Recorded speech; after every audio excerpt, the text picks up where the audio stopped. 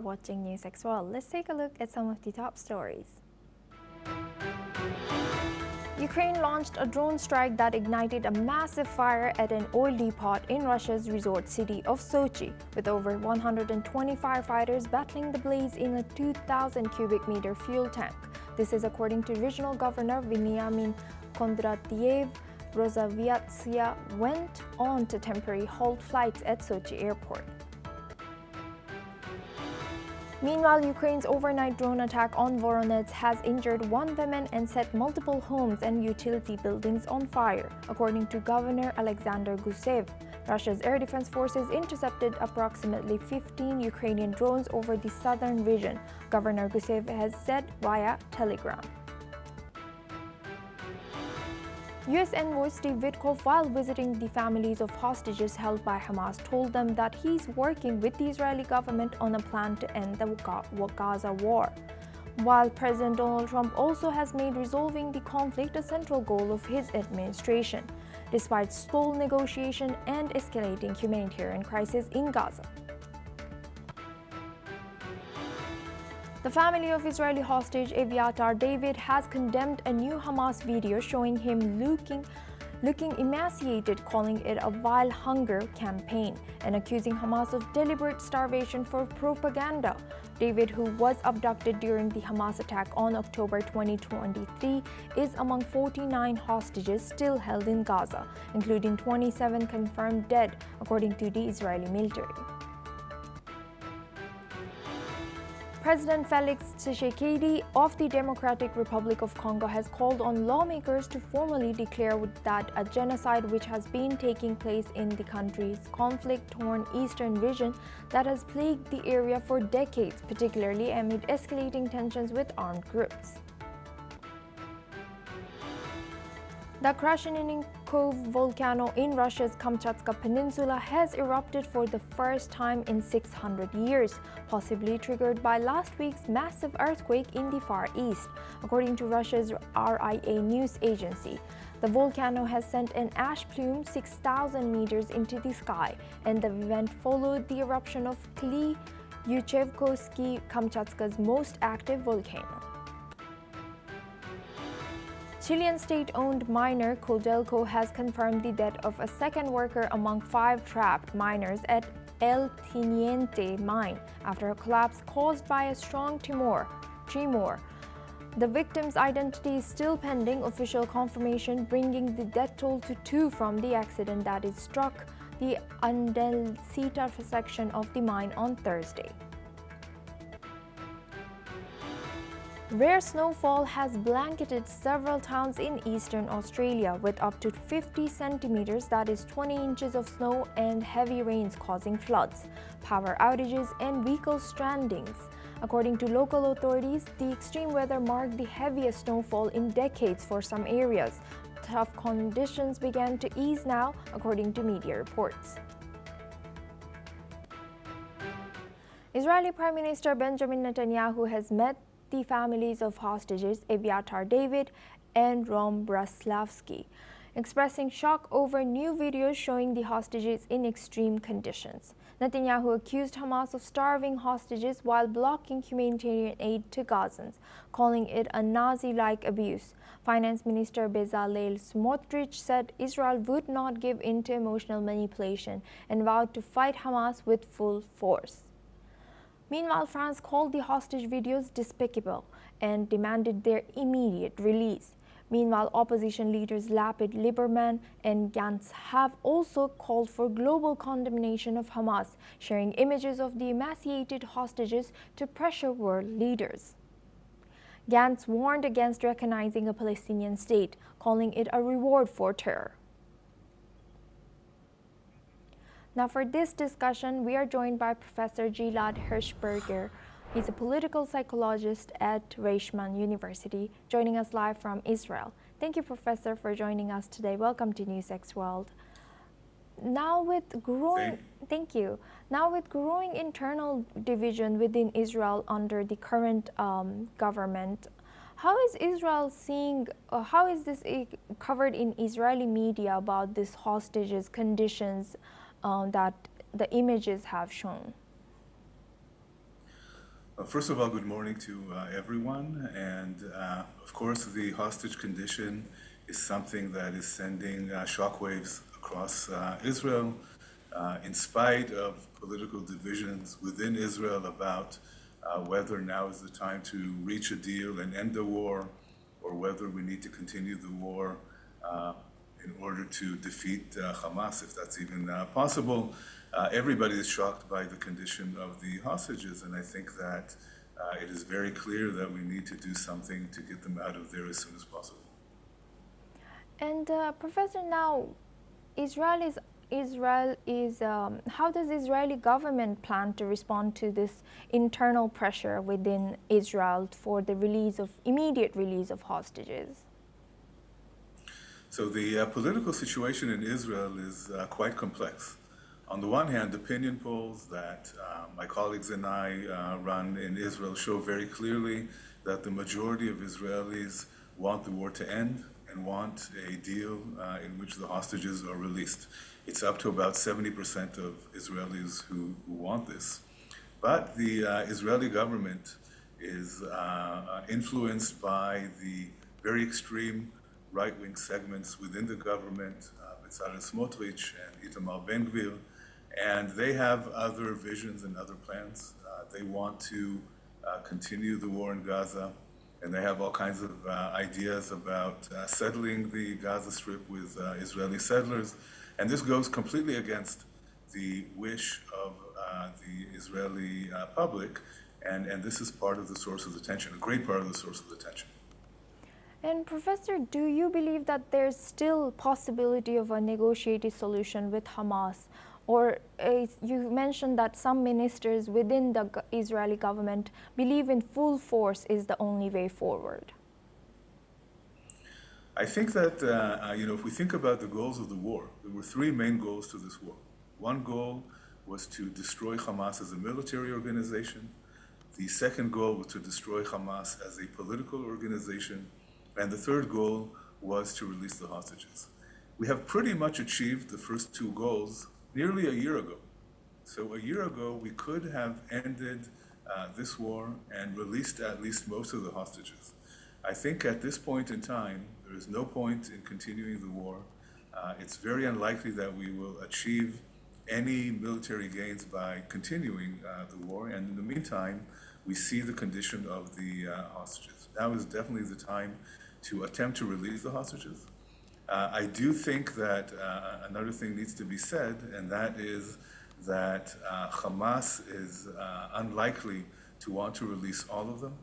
The hostages are basically a lifesaver for Hamas. They know that once they release all of the hostages, then they will be exposed to Israeli military force that right now is restrained because of the hostages.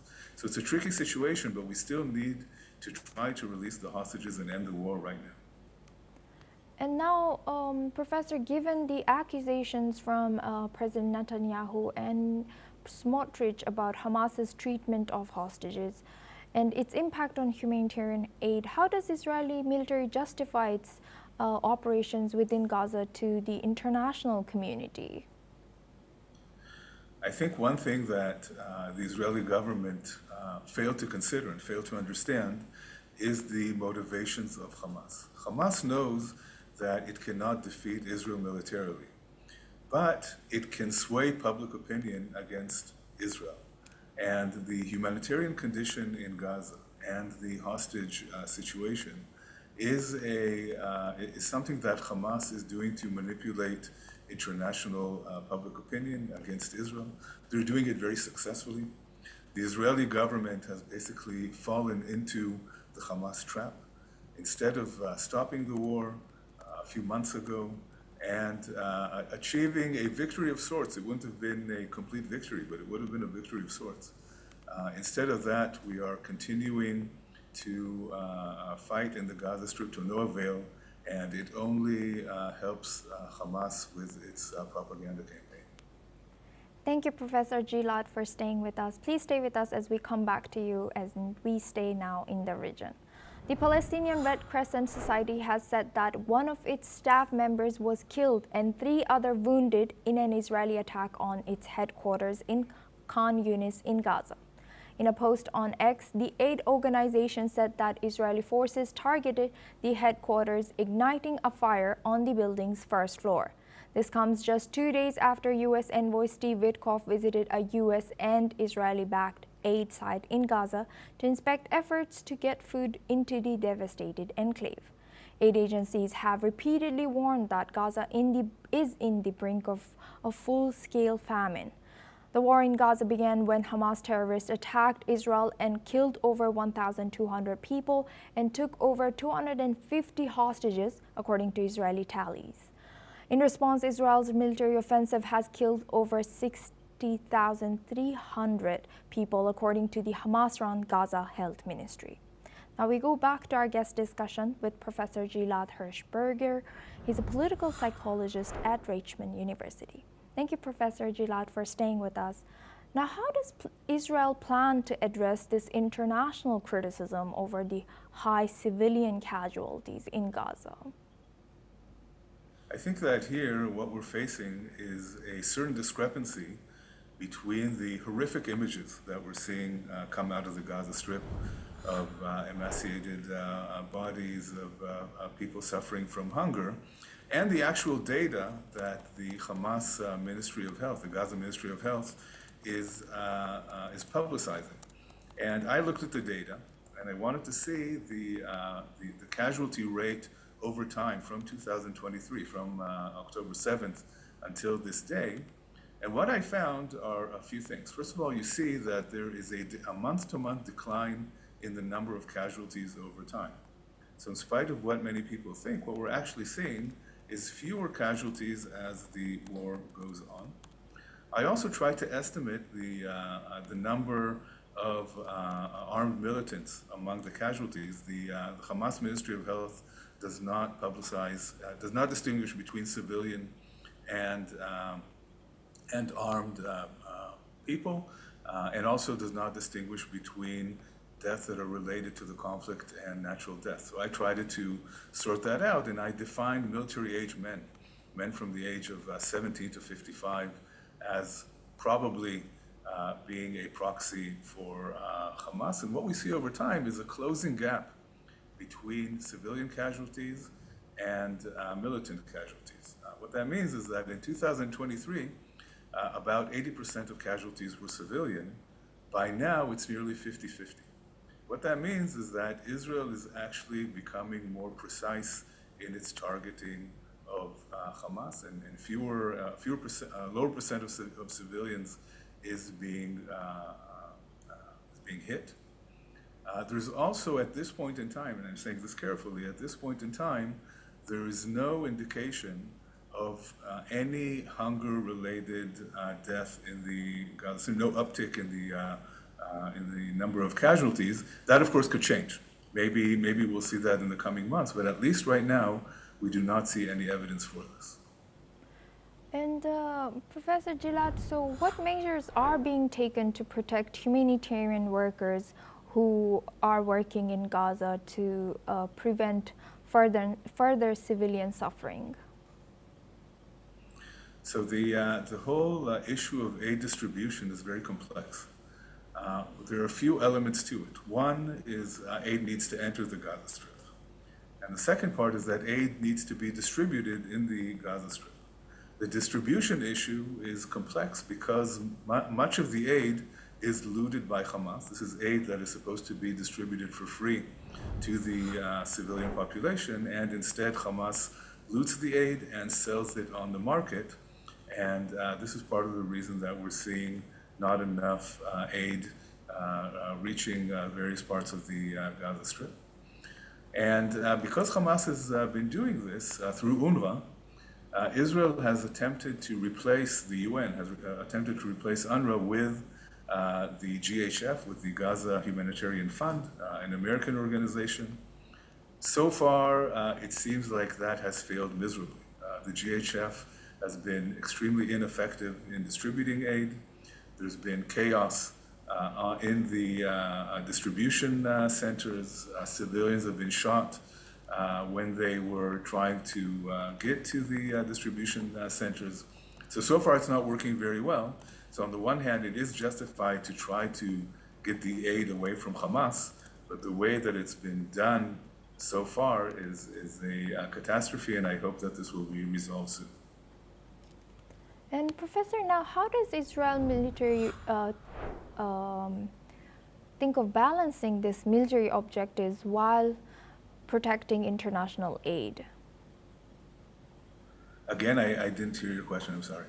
Yeah, so I was asking that how does Israeli military balance its objectives with efforts to protect international aid, not reaching Hamas, but the people who need it? So now, after the images from Gaza, from especially northern Gaza, have come out, then everybody's scrambling to try to get aid as quickly as possible into the Strip. But ultimately, there has to be a better solution. The current situation cannot continue. As I said before, this is time to end the war.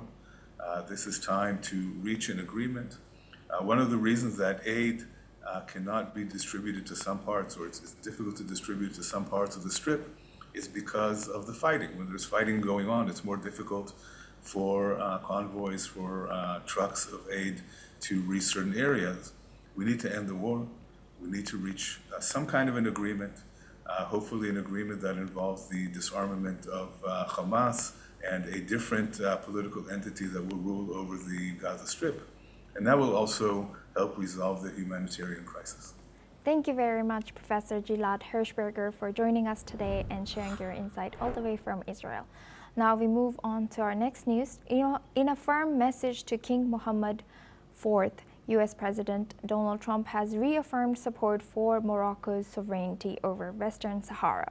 Trump called Morocco's autonomy plan the only realistic solution to the decades-long dispute with the Polisario Front, which is supported by Algeria. This marks Trump's first comment on this issue in his second term, reinforcing a position he first declared in his final days in the office.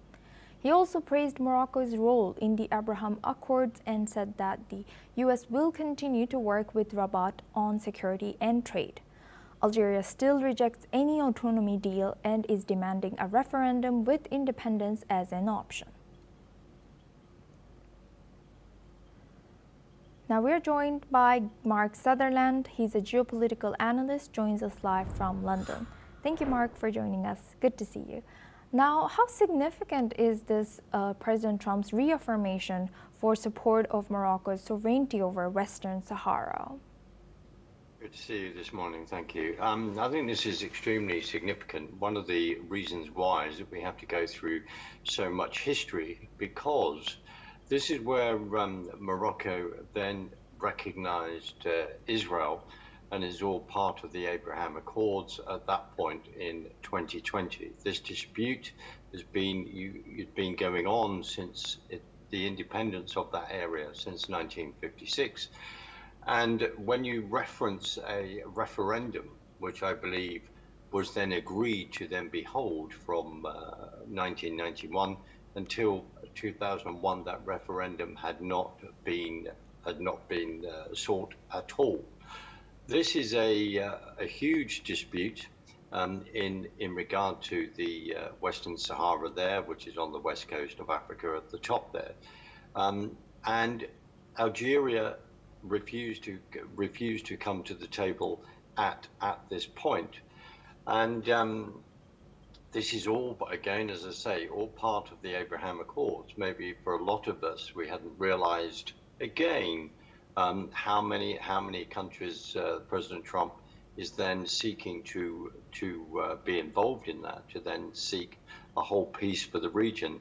And as I say, when we are now in 2025, and then you had independence in 1956, this has been going on for some time. So any cessation of violence, any point of then turning around and saying, right, good, we will now seek peace, is a good thing. However, Morocco says, yes, that area can have its own autonomy, but it is our then sovereign territory, and this is where the dispute lies. And in the past, the International Court of Justice has also been involved, Asuma. So It's complex, but Yes. fast moving.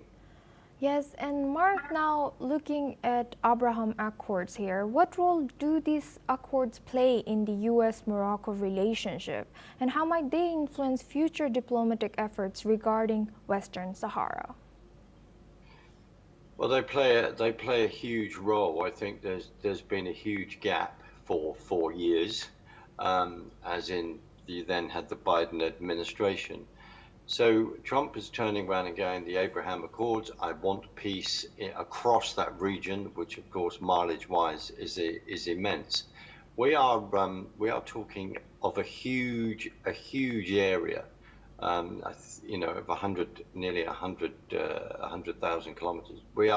Square kilometers. We are talking a huge area, and they play in the eyes of Trump in regard to the Abraham Accords a huge role, because he wants peace in his eyes through trade, through countries then trading economically, and then seeing that is the best route to peace across the whole of that region.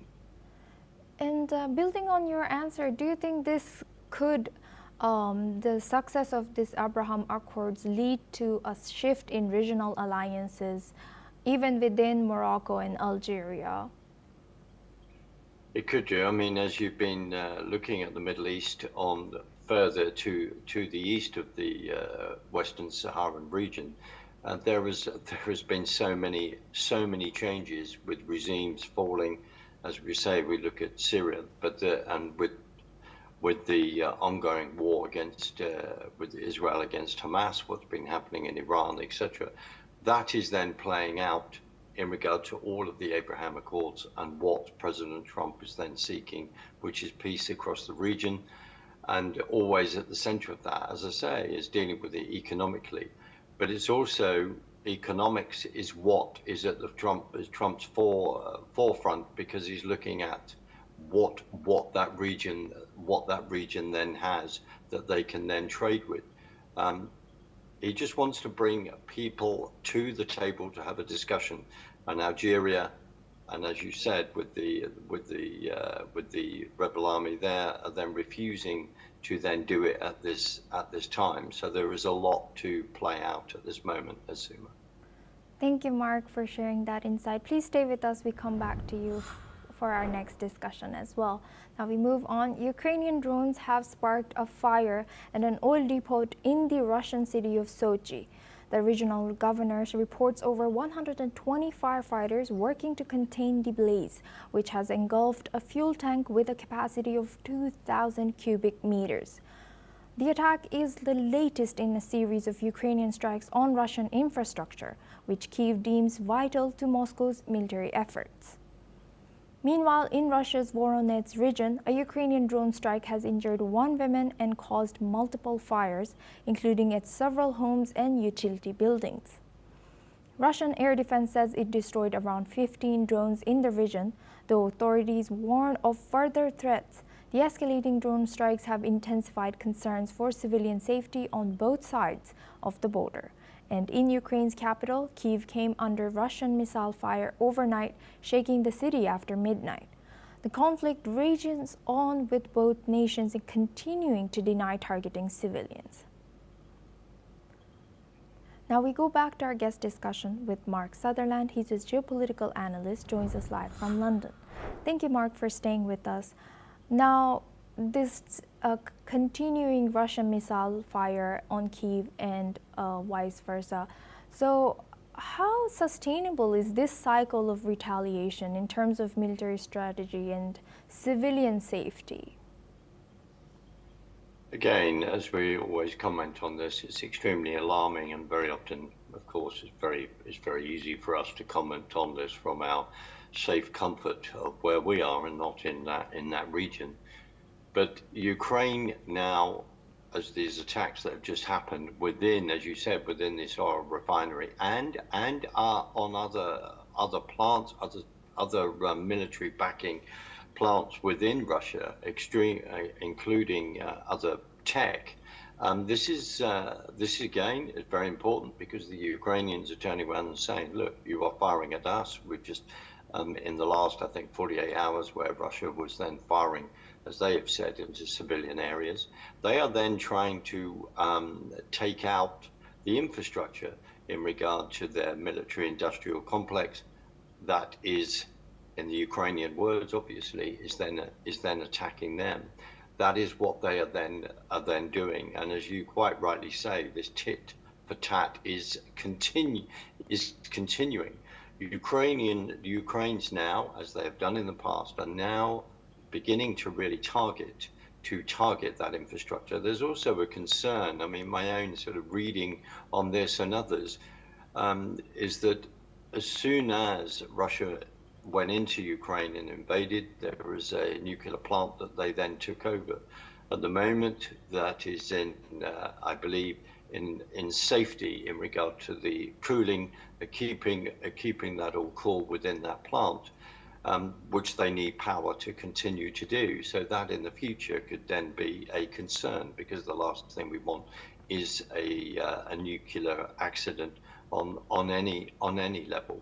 So if you want to defeat your enemy, you are then going to go for the infrastructure, for the military-industrial complex that the enemy then uses to be able to then fight their war. So that is what is going on at this moment. And of course, Ukraine, understandably, were not very best pleased when more and more drones were going into civilian areas, which just shows you how technology has then moved forward and how wars are now being fought by drone swarms. This is not the subject of films and imagination. We are now seeing that on the ground in real life.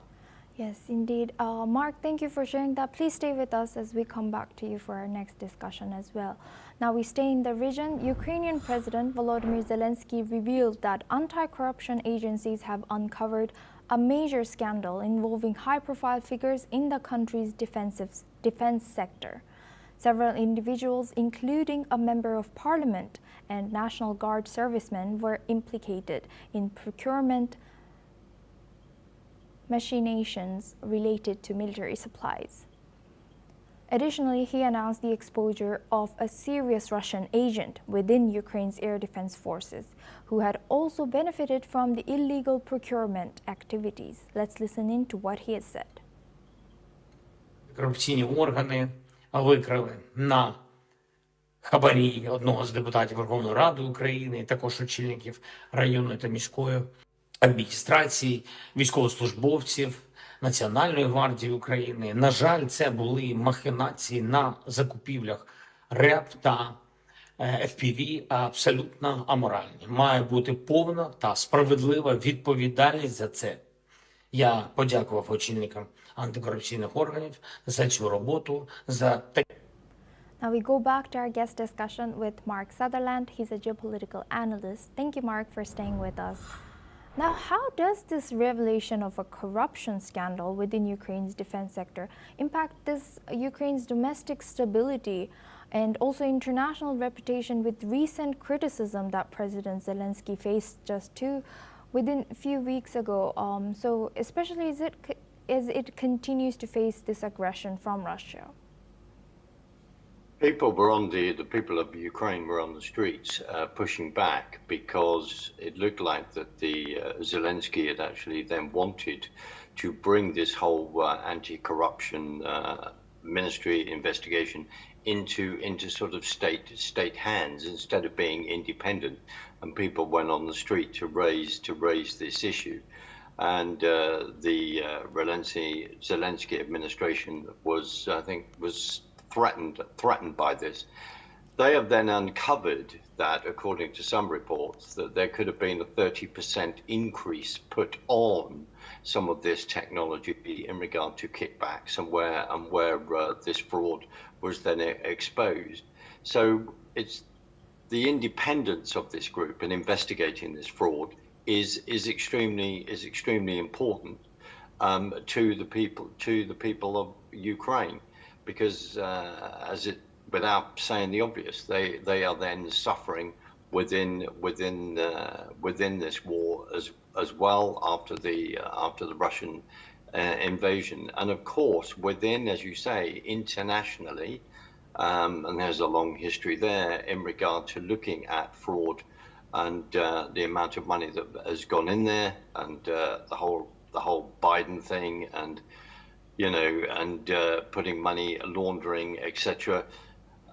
This is extremely serious. But Zelensky, if he then sees this through, as he said, no, we just keep the independence of this, because when you have got people within the administration, as you've talked about, the people that they've arrested and exposed that are making money out of this, this is in the eyes of people within the Ukraine, this is not acceptable whatsoever. And also, Zelensky is then looking at his own what's happening domestically, and as you quite rightly pointed out, especially with his recent visits to the White House and behaviour, he is then looking at internationally how he comes over as well. So this is an important move to keep it an independent body, the Sima. And Mark, now what are the implications of uncovering a Russian agent within Ukraine's air defense forces? How could this compromise Ukraine's defense strategy moving forward? It is important. They need to, if you're looking at both sides and how you are then fighting a war, it's important that you uncover these things all the time, because the issue is that people are using whatever they can to undermine the other side, whether that's through, as you say, through agencies then coming into that particular country, embedding themselves, and then passing all that information back from spy point of view, whether that's on a propaganda level as well. You are fighting a war on a number of different fronts, and how people then perceive you is also very, very important. The whole situation is deeply complex. Things have really moved on since 2022, because you could then argue that Russia thought that within a very short period of time that they would have victory, they would have a buffer zone there, they would then be pushing, having the part of the Ukrainian territory that they have then sought. But this has been going on for a very long time, and sadly many deaths, and particularly on the Ukrainian side, on both sides. And as I have said before, this could have ended after a couple of weeks, because there was a ceasefire deal on the table. But unfortunately, people flew over there, had a discussion to actually stop that happening. So it's complex, Asuma. Yes, indeed. Thank you very much, Mark Sutherland, for joining us and sharing your insight throughout our news. Well, that's all we have time for. We will continue to bring more news updates from around the world.